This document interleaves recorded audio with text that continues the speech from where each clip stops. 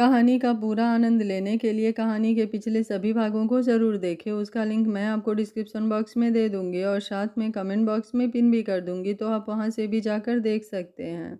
बहुत सारे सवाल बहुत सारे रिपोर्टर श्रद्धा से करे जा रहे थे और श्रद्धा अपने चेहरे पर एक टीजिंग स्माइल लिए माया को देखे जा रही थी। माया के चेहरे पर श्रद्धा की स्माइल देखकर एक अनजाना सा डर आने लगा। श्रद्धा ने कुछ भी जवाब नहीं दिया, बल्कि मिस्टर सिन्हा सामने आए और उन्होंने कहा, आप लोग ऐसा कैसे सोच सकते हैं कि डायलॉग में बदलाव किए गए थे? आप लोगों ने मिस माया की बात पर इतनी जल्दी यकीन कैसे कर लिया? आप सबको पता है कि उस मूवी में दो कंपनियों ने सबसे ज़्यादा पैसे लगाए, एक तो ओबराय कंपनी, दूसरे सिग्मा कंपनी। और यही नहीं, इस मूवी में जितनी भी ज्वेलरी दिखाई गई हैं उन सब का प्रमोशन हुआ है, वो सभी हमारे कंपनी का ही है।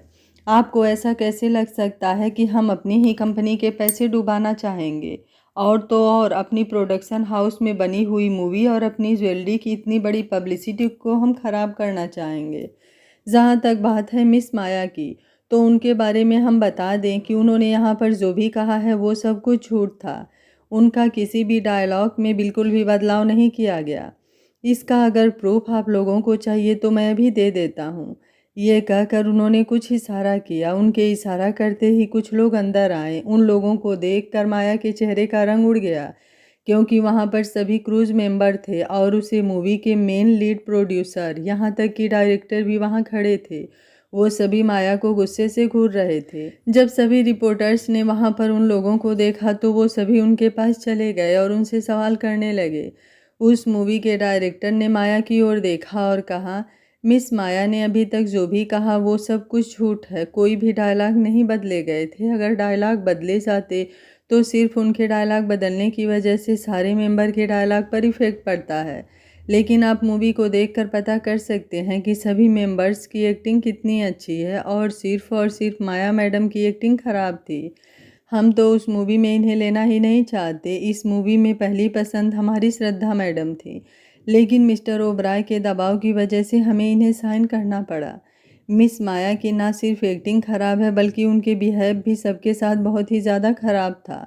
वो सभी के साथ बदतमीज़ी किया करती थी और सब पर अपना हुक्म चलाया करती थी। सभी मेंबर्स उनकी हरकत की वजह से बहुत परेशान थे। सभी उन्हें सिर्फ मिस्टर ओबराय की वजह से झेलते आए थे, क्योंकि मिस्टर ओबराय ने हमसे रिक्वेस्ट की थी कि हम उन्हें इस मूवी से नहीं निकालें। मिस्टर ओबराय हमारी कंपनी में एक बहुत ही बड़े स्पॉन्सर थे, इसलिए हमें उनकी बात माननी पड़ी। लेकिन हमें नहीं पता था कि हमारा सारा पैसा डूब जाएगा, हमारी मूवी फ्लॉप हो जाएगी, सिर्फ और सिर्फ इनकी वजह से। अब तो ये बात मिस्टर ओबराय को भी पता चल गया है, इसलिए तो उन्होंने हमें पर्सनली कहा है कि अब माया उनका नाम लेकर कोई भी रोल या काम बोले तो वो मना कर दें। उन्होंने अपना सपोर्ट उनसे वापस ले लिया है। तभी श्रद्धा उन लोगों के सामने आई और उसने कहा, आप लोग एक बात बताइए। उन्होंने अभी थोड़ी देर पहले मिस माया ने कहा कि मेरा सिग्मा कंपनी के सीईओ के साथ एक्स्ट्रा मैरिटल अफेयर था, तो मैंने तो उनकी सारी बातों का प्रूफ दे दिया। अब जो उन्होंने मेरे खिलाफ कहा था उसकी बात का उनके पास कोई प्रूफ है? तभी वहाँ पर डायरेक्टर ने कहा, अगर मिस माया ने ये बात प्रूफ कर दी कि मिस श्रद्धा का सिग्मा कंपनी के सीईओ के साथ कोई भी गलत रिश्ता है, तो मैं अभी और इसी वक्त ये इंडस्ट्री छोड़ने को तैयार हूँ। लेकिन अगर वो इस बात को प्रूफ नहीं कर पाई तो आज और अभी इसी वक्त हम उन्हें फिल्म इंडस्ट्री और मॉडलिंग इंडस्ट्री से बैन करते हैं। फिल्म इंडस्ट्री और मॉडलिंग इंडस्ट्री से बैन होने की बात सुनकर माया के चेहरे का रंग उड़ गया। अब सभी रिपोर्टर्स माया के सामने आ गए। सभी रिपोर्टर्स ने माया के ऊपर सवालों की झड़ी लगा दी। अब सभी के सामने क्लियर हो चुका था कि माया कैसी औरत है। वो सभी रिपोर्टर्स माया से कई सारे सवाल कर रहे थे, लेकिन माया किसी सवाल का जवाब नहीं देती है और वहाँ से भाग जाती है रोते हुए। माया को इस तरह वहाँ से भागते हुए देखकर श्रद्धा के चेहरे पर एक गर्व से भरी मुस्कान आ गई। उसने मिस्टर सिन्हा और सोनम की ओर देखकर कहा, अब हमारा काम यहाँ खत्म हो चुका है, हमें यहाँ से चलना चाहिए। ये कहकर वो सोनम और असिस्टेंट मिस्टर सिन्हा के साथ वहाँ से चली गई। आज पूरे सोशल मीडिया और पूरे इंटरनेट पर सिर्फ और सिर्फ माया ही छाई हुई थी। सभी उसे ट्रोल कर रहे थे, सभी उसे बुरी बुरी बातें कर रहे थे। माया अपने घर में बैठे गुस्से से पागल हो रही थी। उसने बार बार सिद्धार्थ को फ़ोन करने की कोशिश की, लेकिन सिद्धार्थ ने उसका फ़ोन नहीं उठाया। बल्कि उसके असिस्टेंट ने ये कह दिया कि सिद्धार्थ सर उनसे कोई भी ताल्लुक़ नहीं रखना चाहते हैं, वो उन्हें फ़ोन ना करे। अगर वो उन्हें फ़ोन करती है तो वो उनके खिलाफ़ अब लीगल एक्शन लेंगे। ये सुनकर तो माया के गुस्से से पारा हाई हो गया। उसने खुद से ही कहा, श्रद्धा मैं तुम्हें ज़िंदा नहीं छोड़ूंगी, और सिद्धार्थ तुमने मुझे ठुकरा कर अच्छा नहीं किया। मैं तुम्हारी श्रद्धा को अब जीने नहीं दूंगी। ये बोलकर उसने किसी को फ़ोन किया और उससे कुछ बातें करके फ़ोन रख दिया और कहा, अब देखते जाओ मैं क्या हाल करती हूँ तुम दोनों का। श्रद्धा और सोनम इस वक्त अपने घर में बैठी हुई थी। दोनों ही इस बात से खुश थे कि उन दोनों ने माया को सबक सिखा दिया। सोनम ने श्रद्धा की ओर देखा और कहा, श्रद्धा तुझे नहीं लगता है कि तेरे और सिद्धार्थ के बीच में जो कुछ भी हुआ है उसमें कहीं ना कहीं माया का हाथ है? क्या पता उसने ही तेरे और सिद्धार्थ के बीच में गलतफहमी पैदा की हो। उसने ही तो वो झूठी रिपोर्ट तुझे भेजी थी कि वो प्रेग्नेंट है, जबकि वो प्रेग्नेंट नहीं थी। ऐसा तो नहीं कि सिद्धार्थ सच में तुझे प्यार करता है और माया तुम दोनों को अलग करना चाहती थी? श्रद्धा ने सोनम की ओर देखा और कहा, ये सच है कि उसने हम दोनों के बीच में गलतफहमी पैदा की, जिसकी वजह से मैंने उनसे डिवोर्स लिया। लेकिन ये बात भी सच है कि सिद्धार्थ को मेरी कोई फिक्र नहीं थी, वरना तू ही बता, 3 सालों की शादी में उसने मुझसे कोई ताल्लुक़ नहीं रखा। उसकी नज़रों में मैं सिर्फ उसके घर में पड़ी हुई एक सामान से ज़्यादा कुछ नहीं थी। उसने कभी मुझे खुद के करीब नहीं आने दिया और माया के लिए उसकी फिक्र देखकर साफ साफ पता चल जाता था कि माया के लिए उसके मन में ज़रूर कुछ न कुछ है। इसलिए मैं अपने डिवोर्स से बिल्कुल भी अपसेट नहीं हूँ, बल्कि मैं सिद्धार्थ को छोड़कर खुश हूँ। तू कितनी खुश है ये मैं बहुत अच्छे से जानती हूँ। मैं बहुत अच्छे तरीके से तुझे जानती हूँ कि तू सिद्धार्थ से बहुत प्यार करती थी और आज भी करती है, हमेशा करती रहेगी। वो तो सिद्धार्थ बदकिस्मत है कि उसने तेरे प्यार को खो दिया, वो भी उस बेवकूफ़ माया के चक्कर में। श्रद्धा ने उसे देखा और कहा, यार प्लीज़ ये सब बंद कर, मुझे अब इस बारे में कुछ नहीं बात करनी है। चल हम दोनों अपनी फेवरेट जगह चलते हैं। ये कहकर दोनों वहाँ से निकल गई। वहीं दूसरी ओर माया एक होटल के प्राइवेट एरिया में आती है। ये एक रेस्टोरेंट था जो कि प्राइवेट एरिया में बना हुआ था। माया जब वहां पर पहुंची तो वहां पर एक टेबल पर एक शख्स को बैठे देखकर उसके चेहरे पर एक जहरीली मुस्कान आ गई। वो अपने हिल्स की टिक टिक करते हुए उस आदमी के सामने पहुंची और उसने उससे कहा, हेलो मिस्टर करणबीर, कैसे हैं आप? करणबीर ने माया को देखा और कहा, तुम बताओ कि तुमने मुझे यहाँ क्यों बुलाया और तुम मेरी वाइफ के एक्सीडेंट के बारे में क्या जानती हो? माया उसके सामने वाली चेयर पर बैठ गई और उसने कहा, मैं बहुत अच्छे से जानती हूँ कि उस एक्सीडेंट के बारे में जिसमें आपने अपने बच्चे और बीवी दोनों को खो दिया। आप आज भी इस बात की तहकीकात में लगे हुए हैं कि उस एक्सीडेंट में जिसका आपके साथ एक्सीडेंट हुआ था वो लोग कौन थे, जिसकी वजह से आपने अपनी बीवी और बच्चे दोनों को खो दिया। आप उस इंसान से बदला तो ज़रूर लेना चाहेंगे जो इन सब की वजह है, जिसने आपका उस दिन एक्सीडेंट किया था। करणबीर उस एक्सीडेंट के बारे में सुनकर उसके चेहरे पर अजीब से भाव आ गए, जिन्हें देखकर माया के चेहरे पर एक शैतानी मुस्कान आ गई। उसने मन ही मन कहा, अब देखते जाओ मैं क्या करती हूँ। ये कहकर उसने अपने चेहरे पर एक सख्त एक्सप्रेशन ले आए और करणबीर को कुछ बताने लगी। जैसे जैसे करणबीर उसकी बातें सुन रहा था वैसे वैसे उसके चेहरे पर गुस्से के एक्सप्रेशन बढ़ते जा रहे थे। थोड़ी देर बाद उसने माया से पूछा, लेकिन मैं तुम्हारी बात का विश्वास कैसे मान लूँ कि तुम जो कह रही हो वो एकदम सच कह रही हो? इसमें झूठ भी तो हो सकता है, तुम्हारी कोई नई चाल हो सकती है, क्योंकि मैं जानता हूँ कि तुम कैसी औरत हो। माया ने उसके चेहरे को देखा और कहा, मैं कैसी औरत हूँ ये तुम बाद में बताना, लेकिन मेरे पास इस बात का पूरा प्रूफ है कि वो एक्सीडेंट कब, कैसे, क्यों हुआ था और किसकी वजह से हुआ था। ये कहकर माया ने उसके सामने कुछ पेपर्स, फोटोज और कुछ रिपोर्ट्स रख दी। करणबीर ने जब उन फोटोज को देखा तो उसकी आंखें गुस्से से लाल हो गईं। उसके बाद उसने उन पेपर्स को पढ़ा तो उसके चेहरे पर गुस्से की लकीरें दिखाई देने लगी। उसने गुस्से से उन पेपर को मरोड़ कर फेंक दिया और कहा, मुझसे इतनी बड़ी बात तुम्हें नहीं छुपानी चाहिए थी सिद्धार्थ। अब इसके बदले मैं तुम्हारी ज़िंदगी दर्द से भर दूंगा, बहुत दर्द दूंगा जो मैं आज तक जीते आया हूँ। अब मैं तुमसे अपनी ज़िंदगी में हुए सबसे बड़े कमी का बदला लूँगा, जिसकी वजह सिर्फ और सिर्फ तुम हो। उसने माया की ओर देखा और कहा, इन सब के बदले में तुम कुछ तो चाहती होगी, क्योंकि जहाँ तक मैं तुम्हें जानता हूँ तुम बिना फ़ायदे के कुछ नहीं करती। माया ने उसके चेहरे की ओर देखा और कहा, मुझे इसके बदले में कुछ भी नहीं चाहिए। मैं सिर्फ इतना चाहती हूँ कि तुम उस इंसान को बर्बाद कर दो जिसने मुझे बर्बाद किया है। तुम्हारा और मेरा दुश्मन एक ही है। उसने मेरी ज़िंदगी, मेरा करियर सब बर्बाद कर दिया और तुमसे तुम्हारी बीबी और बच्चे को छीन लिया। तुम सिर्फ उससे अपना बदला ले लो, मेरा बदला अपने आप ही पूरा हो जाएगा। ये बोलकर वो उसे बाय करती है और वहाँ से निकल जाती है। जाते समय उसके चेहरे पर एक अजीब सी मुस्कुराहट होती है जो किसी बड़े खतरे का संकेत दे रही थी। उसके जाने के बाद करणवीर गुस्से से बैठा वहाँ पर शराब पिए जा रहा था। उसके आंखों के सामने उसकी खून से लथपथ प्रेग्नेंट बीबी पड़ी हुई थी। वो सामने सिद्धार्थ को देख रहा था जिससे वो बार बार रिक्वेस्ट कर रहा था कि वो उसकी बीबी को बचा ले, उसके बच्चे को बचा ले, लेकिन सिद्धार्थ ने उन दोनों को ना बचाकर किसी और को बचाना चाहा। आज उसे समझ में आ गया कि वो किसको बचाया था, किसकी वजह से वो एक्सीडेंट हुआ था, किसकी वजह से उसने अपनी बीबी और बच्चे को खोया है। इसके लिए आज तक उस इंसान को ढूंढता रहा, लेकिन अब जब उसके सामने वो इंसान आ गया है तो वो उसे पूरी तरह से बर्बाद कर देगा, वो उसे भी जान से मार देगा। करणवीर शाम को अपने घर पहुंचा। जब वो घर में पहुंचा तो अपने कमरे में जाकर उसने लाइट जलाई। लाइट जलाते ही वो कमरा रोशनी से जगमगा उठा। वो घूम घूम कर पूरे कमरे को देख रहा था। पूरे कमरे में मेघा की तस्वीर लगी हुई थी।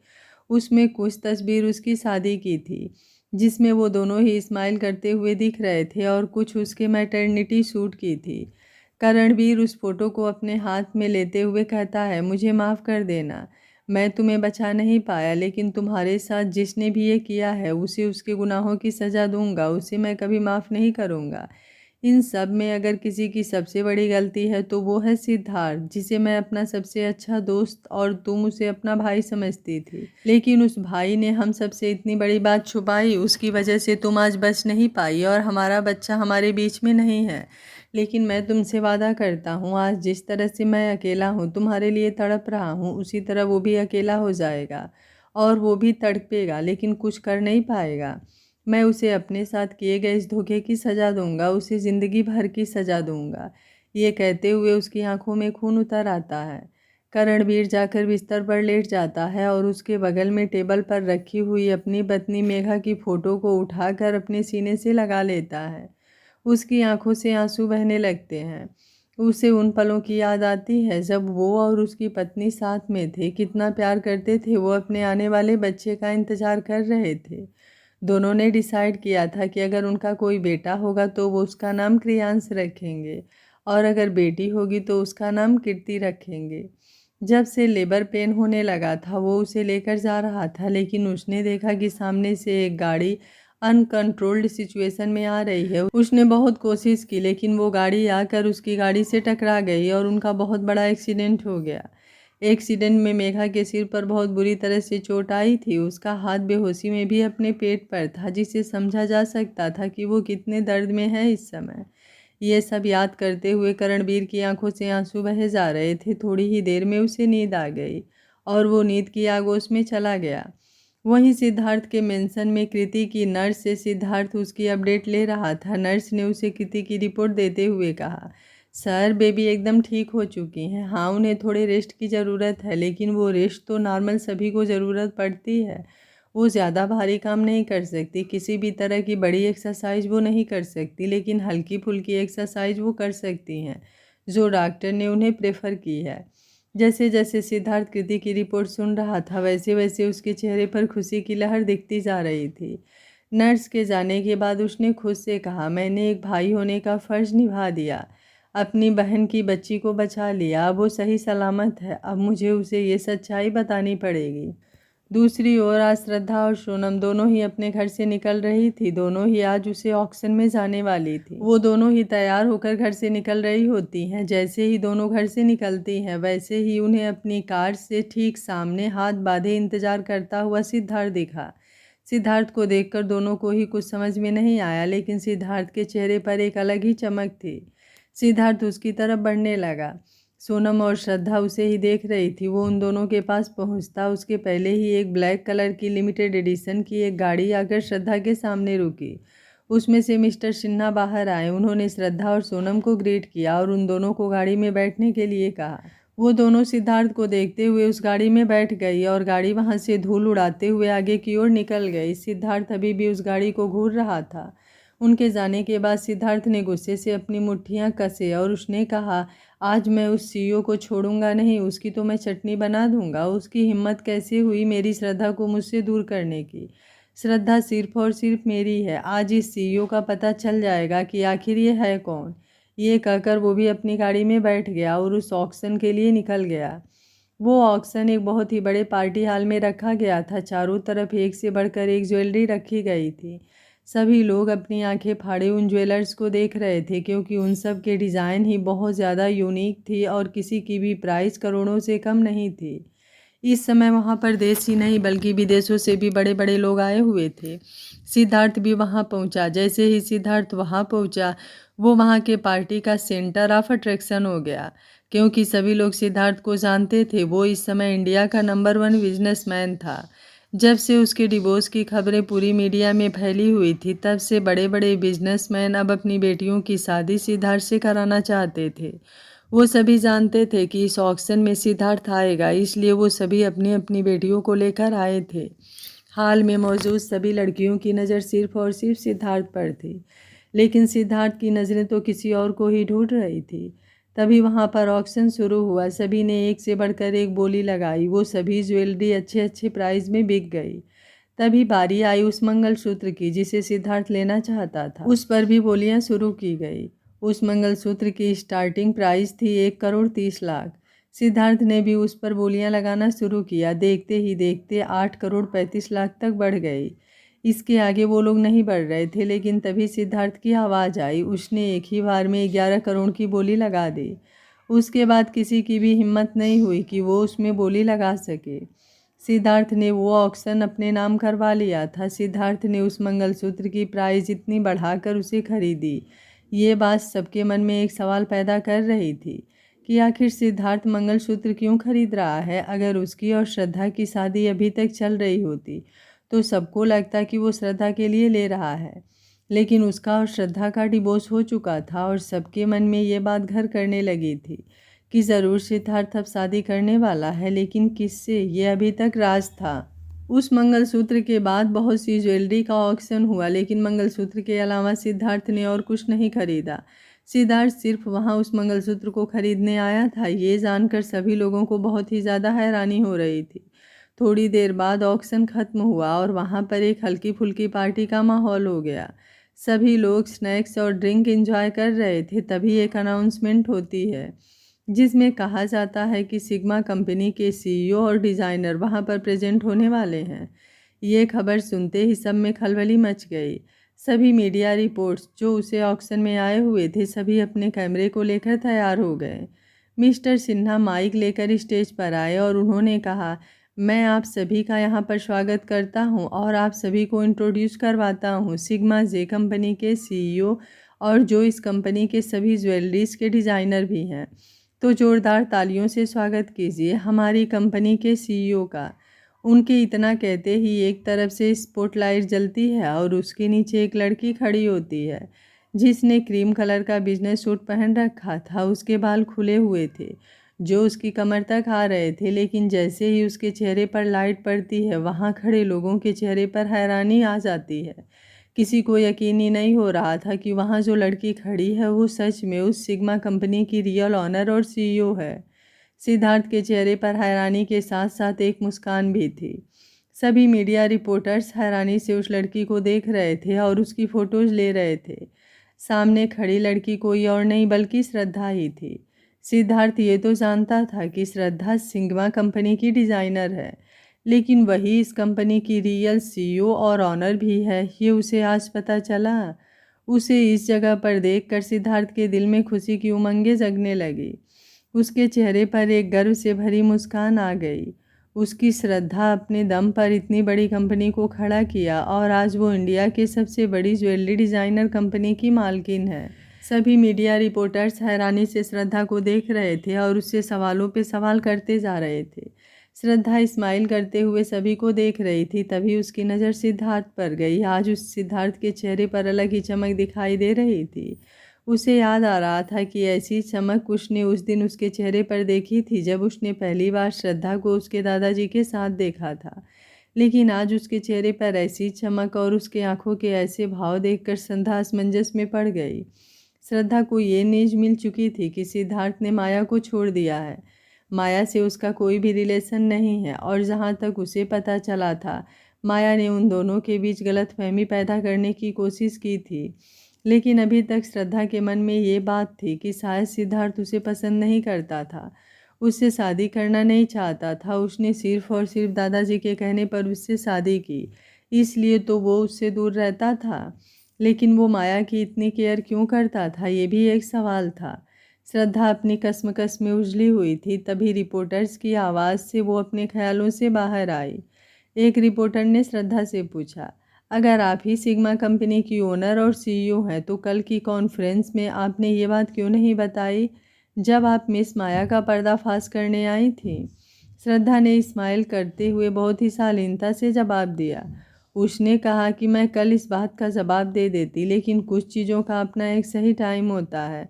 जिसका टाइम कल था वो कल हुआ, जिसका टाइम आज है वो आज हो गया। ये कहकर वो स्माइल करने लगी। श्रद्धा ने सबकी ओर देखा और कहा, मैं आज एक इम्पॉर्टेंट अनाउंसमेंट करना चाहती हूँ। हमारी कंपनी एक नया प्रोजेक्ट लेकर आई है जिसमें वो औरतें जो अपने घर पर बैठे अपने घर के कामों में ही उलझी रहती हैं और अपनी पहचान नहीं बना पाती, उन सब के लिए हमारी कंपनी एक नई अपॉर्चुनिटी लाई है। ये बात तो सभी को पता होगी कि ज्वेलरी के मामले में औरतों को कोई पीछे नहीं हटा सकता। तो मेरे पास ये ऑफ़र है कि जो भी औरतें अपने मन से किसी भी ज्वेलरी की डिज़ाइन बनाएंगी और हमारी कंपनी में ले आएंगी, उन सभी की ज्वेलरी को हम अपने कंपनी में लेंगे और उनमें से जो भी डिज़ाइन सबसे अच्छी होगी उन्हें हम डिज़ाइन करेंगे और उन्हें इसका अच्छे से अच्छा प्राइस मिलेगा। इसके लिए उन्हें किसी भी तरह की कोई भी खर्च करने की ज़रूरत नहीं होगी। उन्हें सिर्फ अपने डिज़ाइन का ड्राफ्ट देना होगा और जो भी डिज़ाइन सीखना चाहती हैं उन सब के लिए भी हमारे पास अपॉर्चुनिटी है। हम सभी उन्हें मौका देंगे।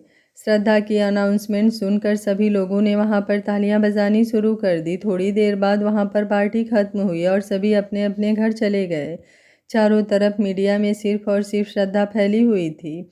सब उसकी तारीफ कर रहे थे कि एक अकेली लड़की अपने दम पर कितनी बड़ी कंपनी को खड़ा की है और उसे उतनी ऊंचाइयों पर लेकर जाती है, जहां आज तक सब लोग ये सोच रहे थे कि उस कंपनी का सीईओ कोई आदमी होगा। और वहीं पर श्रद्धा ने सबके मुंह पर ताले लगा दिए कि एक औरत भी इतनी ऊंचाई पर बिना किसी आदमी की मदद से जा सकती है। सबसे ज़्यादा अगर किसी को झटका लगा था तो वो थी माया। उसे लग रहा था कि सिग्मा कंपनी के सीईओ के साथ श्रद्धा का कोई रिश्ता है। उसने तो ये बात पूरी मीडिया में भी कही थी, लेकिन आज उसे पता चल रहा था कि जिस इंसान के साथ वो श्रद्धा के रिश्ते की न्यूज़ फैला रही थी वो तो खुद ही श्रद्धा थी।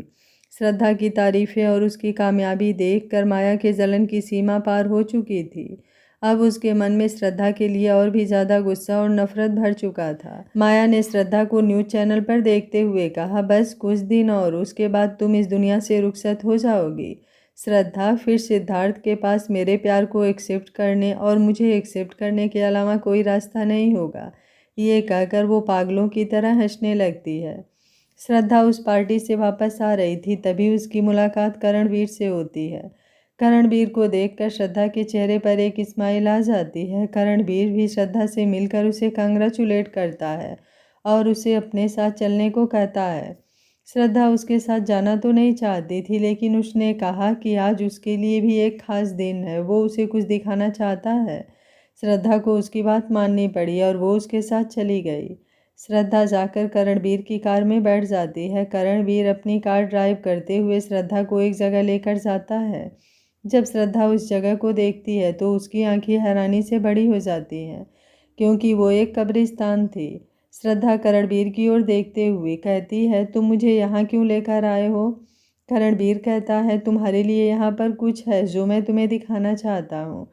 थोड़ी दूर चलने के बाद करणवीर एक ग्रे के सामने रुकता है। करणवीर उस ग्रेव पर अपने साथ लाए हुए फूलों को रखता है और कहता है, तुम्हें पता है ये ग्रेव किसकी है? श्रद्धा उसकी ओर देखती है और कहती है, किसकी है? करणवीर उस ग्रेव के नेम प्लेट पर हाथ फेरता है, जिससे वहां ज़मीन की धूल साफ हो जाती है और श्रद्धा उस नाम को साफ साफ पढ़ लेती है। वो नाम लिखा हुआ था, मेघा करणवीर सिंघानिया। श्रद्धा हैरानी से उस नाम को पढ़ती है और कहती है, क्या ये तुम्हारी वाइफ की ग्रेव है? करणबीर उसकी ओर देखता है और हाँ में सिर हिला देता है। श्रद्धा उससे कहती है, लेकिन तुम मुझे अपनी वाइफ की ग्रेव पर क्यों लाए हो? करणबीर श्रद्धा की ओर देखता है और कहता है, तुम्हें पता है 7 साल पहले मैं और मेरी वाइफ बहुत खुश थे। वो प्रेग्नेंट थी। हम दोनों बेसब्री से अपने बेबी का इंतज़ार कर रहे थे। लेकिन तुम्हें पता है एक एक्सीडेंट ने मुझे, मेरी बीबी और मेरे बच्चे दोनों को छीन लिया। मैं आज तक उस एक्सीडेंट का जिम्मेदार खुद को समझता रहा। मुझे लगा था कि उस दिन मैंने सही से ड्राइव नहीं की और अपनी बीबी और बच्चे को नहीं बचा पाया। लेकिन पता है कुछ दिनों पहले ही मुझे पता चला कि उन सब का जिम्मेदार मैं नहीं बल्कि कोई और था, और आज मैं उसे सज़ा देना चाहता हूँ। श्रद्धा असमंजस से उसे देख रही थी, जैसे समझने की कोशिश कर रही हो कि वो क्या कह रहा है। श्रद्धा कहती है, करणबीर मुझे कुछ समझ में नहीं आ रहा है कि तुम कहना क्या चाहते हो। करणबीर ये कहकर अपनी जेब से एक बंदूक निकालता है और श्रद्धा के माथे पर पॉइंट कर देता है। उसके ऐसा करते ही श्रद्धा की आंखें हैरानी से बड़ी हो जाती हैं। वो कहती है, ये तुम क्या कह रहे हो? कोई कुछ कहता उसके पहले ही एक आवाज़ आती है, करणबीर प्लीज़ श्रद्धा को छोड़ दो। सिद्धार्थ को वहाँ पर देखकर जितनी श्रद्धा हैरान थी, उतनी ही करणबीर के चेहरे पर एक अजीब सी मुस्कान थी। उसने सिद्धार्थ को देखते हुए कहा, और सिद्धार्थ मुझे तुम्हारा ही इंतज़ार था। मुझे पता था तुम यहाँ ज़रूर आओगे। आखिर मैं भी तो यही चाहता था कि तुम यहाँ आ जाओ, ताकि जैसे मैंने अपने सामने अपने प्यार को, अपनी ज़िंदगी को, अपना सब कुछ खत्म होते देखा था, वैसे तुम भी देखो अपनी आंखों के सामने अपने इस प्यार को खत्म होते हुए। सिद्धार्थ आगे बढ़ते हुए कहता है, देखो करण, तुम गलत समझ रहे हो। श्रद्धा की उसमें कोई गलती नहीं है। श्रद्धा को तुम कुछ नहीं कर सकते। उससे तुम क्यों मारना चाहते हो? उसने तुम्हारा क्या बिगाड़ा है? करण गुस्से से कहता है, क्या बिगाड़ा है? हाँ, इसने ही बिगाड़ा है। उस दिन जिस गाड़ी से एक्सीडेंट हुआ था वो गाड़ी इसकी थी। इसकी वजह से मेरी वाइफ का एक्सीडेंट हुआ। इसकी वजह से मैंने मेरी वाइफ और मेरे बच्चे को खो दिया। और तुमने भी मेरी बीबी और मेरे बच्चे को ना बचाकर इसे बचाया। ये बात सुनकर श्रद्धा की आंखें बड़ी हो गई कि 7 साल पहले हुए एक्सीडेंट में जिससे उसका एक्सीडेंट हुआ था वो करणवीर था, और तो और उसे बचाने वाला सिद्धार्थ था। ये सोचते हुए वो सिद्धार्थ की ओर देखने लगती है। श्रद्धा सिद्धार्थ को देखकर कहती है, 7 साल पहले हुए एक्सीडेंट में तुमने मेरी माँ को बचाया था? सिद्धार्थ कुछ नहीं बोलता है। वो चुपचाप सिर्फ करणवीर को देख रहा था। करण ने श्रद्धा की ओर देखते हुए कहा, हाँ, तुम्हें बचाने के लिए इसने मेरी बीवी को भी नहीं बचाया, जिसे ये अपनी बहन मानता था। मैं पहले समझ नहीं पाया कि आखिर इसने उस दिन ऐसा क्यों किया। ये किसी अजनबी को क्यों बचाता, लेकिन अब मुझे समझ में आया कि उसने ऐसा उस दिन क्यों किया था। अपने प्यार को, अपनी ज़िंदगी को बचाने के लिए इसने मेरे प्यार और मेरी ज़िंदगी को ख़त्म कर दिया। इसलिए मेरी बीवी को नहीं बचाया, क्योंकि ये तुम्हें बचाना चाहता था। तुम्हें कुछ होना ये प्रेफर नहीं कर सकता था। आखिर प्यार जो इतना करता था तुमसे। श्रद्धा ने करण की ओर देखा और कहा, तुम्हें कोई गलतफहमी हुई है। उस दिन सिद्धार्थ ने मुझे सिर्फ इंसानियत के लिए बचाया होगा, क्योंकि 7 साल पहले तो सिद्धार्थ मुझे जानता भी नहीं था। उसकी ये बात सुनकर करण ज़ोर ज़ोर से हंसने लगता है। मुझे समझ में नहीं आता श्रद्धा कि तुमने इतनी बड़ी कंपनी खड़ी कैसे कर दी, वो भी बिना किसी की नज़रों में आए हुए। इतनी बड़ी बिजनेस वूमेन कैसे बन गई, इतनी बड़ी डिज़ाइनर कैसे बन गई, जब तुम अपने पति को ही नहीं पहचान पाई। श्रद्धा उसे देखकर कहती है, तुम कहना क्या चाहते हो करण? करण श्रद्धा को देखकर मुस्कुराते हुए कहता है, तुम्हें नहीं पता कि ये आदमी तुम्हें 7 सालों से प्यार करता है। जब उसने तुम्हें पहली बार देखा था तभी से तुम्हारे पीछे पागल हो गया था। इसने तो तुम्हें ढूंढने के लिए ज़मीन आसमान एक कर दिया था, लेकिन जब तुम मिली भी तो एक्सीडेंट के दिन मिली। तुम्हें बचाने के चक्कर में इसने मेरी बीबी को मरने दिया, जो कि प्रेग्नेंट थी। उसने अगर मेरी बीबी को बचा लिया होता तो आज मेरा बच्चा और मेरी बीबी दोनों जिंदा होते, लेकिन इसने उन्हें मरने दिया, जिसकी वजह से मैं आज तक तड़प रहा हूँ। मैं आज तक अपनी बीबी और बच्चे के लिए तड़प रहा हूँ, और वही तड़प अब मैं इसे दूंगा। मैं तुम्हें इसकी आंखों के सामने मार दूंगा। अपने प्यार को अपनी आंखों के सामने मरते हुए देखना कैसा होता है, ये आज इसे पता चलेगा, और ये भी मेरी तरह ज़िंदगी भर तड़पेगा तुम्हारे लिए। ये बोलकर जैसे ही रणबीर श्रद्धा पर अपनी गन पॉइंट करता है वैसे ही सिद्धार्थ जोर से चीख कर कुछ कहता है, जिसे सुनकर करण की आंखें हैरानी से फैल जाती हैं। श्रद्धा और रणबीर हैरानी से सिद्धार्थ को देख रहे थे, जो घुटनों के बल बैठकर अपने हाथ जोड़कर रणबीर से श्रद्धा को छोड़ देने की भीख मांग रहा था। श्रद्धा की आंखों में आंसू बहने लगे थे। उसे तो यकीन ही नहीं हो रहा था कि सिद्धार्थ उसे इतना प्यार करता है। जो इंसान कभी किसी के सामने नज़र झुका के बात करना तक पसंद नहीं करता था, आज वो उसके लिए घुटनों के बल बैठकर हाथ जोड़कर उसकी जान की भीख मांग रहा है। सिद्धार्थ को ऐसे देखकर श्रद्धा की आंखों से आंसू बहे जा रहे थे। उसे समझ में नहीं आ रहा था कि वो क्या समझे, सिद्धार्थ का प्यार समझे या अब तक जो सिद्धार्थ ने उसके साथ किया उसे क्या समझे। रणबीर जोर जोर से हंसने लगता है और कहता है, ऐसे ही मैंने तुझसे भी भीख मांगी थी, लेकिन क्या तूने मेरी बीवी और बच्चे को बचाया? नहीं, तूने इसे बचाया और मैं उन दोनों को खो दिया। इसके लिए मैं तुझे कभी माफ़ नहीं करूँगा। तुझे भी इसी तरह से तड़पना होगा, अपने प्यार के लिए तड़पना होगा जैसे मैं तड़प रहा हूँ। जैसे मेरी ज़िंदगी में कोई मकसद नहीं रह गया, वैसे ही मैं तेरी ज़िंदगी को भी जीने का मकसद नहीं रहने दूँगा। ये कहकर वो अपने गन की ट्रिगर पर हाथ रखता है। तभी सिद्धार्थ जोर से कहता है, मेघा तो जिंदा नहीं है, लेकिन तुम्हारा बच्चा जिंदा है। ये सुनकर करण के हाथ कांप जाते हैं। वो गुस्से से सिद्धार्थ की ओर देखता है और कहता है, तू इसे बचाने के लिए झूठ बोल रहा है ना? अरे कुछ तो शर्म कर भाई, मानती थी तुझे मेघा, लेकिन तूने क्या किया? उसे बचाने की बजाय इसे बचाए, और इसके मरने के बाद आज तू इतना बड़ा झूठ बोल रहा है। सिद्धार्थ ने कहा, मैं कोई झूठ नहीं बोल रहा हूँ। मैं श्रद्धा और उसकी माँ को बचाने के बाद मेघा को भी बचाया था। मेघा को बहुत ज़्यादा चोट आई थी, उसे बचाना मुश्किल था, लेकिन उसके बच्चे को बचा लिया गया था। तेरी उस समय ऐसी कंडीशन नहीं थी कि मैं तुझे कुछ भी बता सकूं। तेरा भी इलाज चल रहा था। मैं तेरे होश में आने का इंतज़ार कर रहा था कि कब तुझे होश आए और मैं तुझे तेरे बच्चे से मिला सकूं। लेकिन डॉक्टर ने मुझे कुछ ऐसा बताया कि मैं तुझे चाहकर भी तेरे बच्चे के बारे में नहीं बता सकता था। आगे क्या होगा इस कहानी में जानने के लिए देखते रहिए कहानी का अगला भाग। अगर आपको कहानी अच्छी लग रही है तो वीडियो को लाइक, शेयर एंड चैनल को सब्सक्राइब कर लीजिएगा। Thank you for watching. मिलते हैं कहानी के अगले भाग में।